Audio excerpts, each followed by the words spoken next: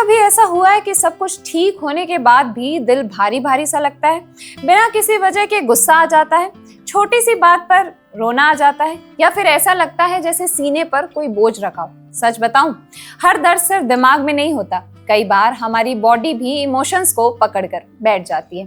घंटों लैपटॉप पर बैठना, लगातार स्ट्रेस लेना, हार्ट ब्रेक, एंजाइटी या पुराने इमोशनल एक्सपीरियंसेस, ये सब हमारी बॉडी को टाइट बना सकते हैं। खासकर हिप्स, चेस्ट और शोल्डर में जकड़न महसूस हो सकती है। इसका मतलब ये नहीं कि इन हिस्सों में सचमुच इमोशंस स्टोर होते हैं, लेकिन जब हम तनाव में होते हैं तो मसल्स अक्सर टाइट हो जाती हैं। इसलिए स्ट्रेचिंग, मूवमेंट और माइंडफुल ब्रीदिंग से कई लोगों को हल्कापन और आराम महसूस होता है। तो आज हम आपको बताएंगे ऐसे योगा फ्लो जो आपके शरीर को खोलने, गहरी सांस लेने और खुद से दोबारा जुड़ने में मदद करेंगे। लेकिन उससे पहले आप बजरबट्टू डिवाइन को सब्सक्राइब जरूर कर लीजिए।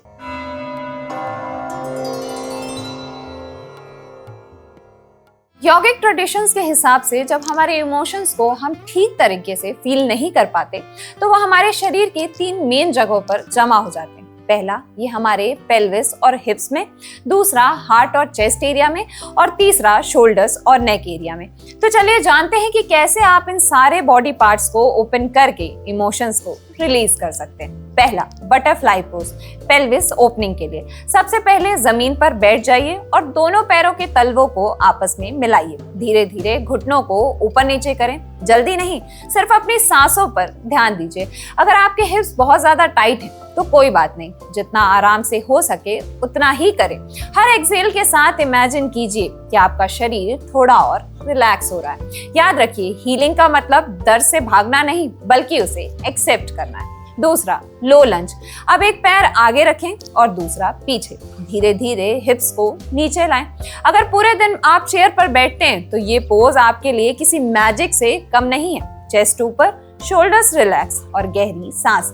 कभी कभी हमें आगे बढ़ने के लिए अपने शरीर की जकड़न को छोड़ना पड़ता है। तीसरा, कोबरा पोज, हार्ट ओपनिंग के लिए।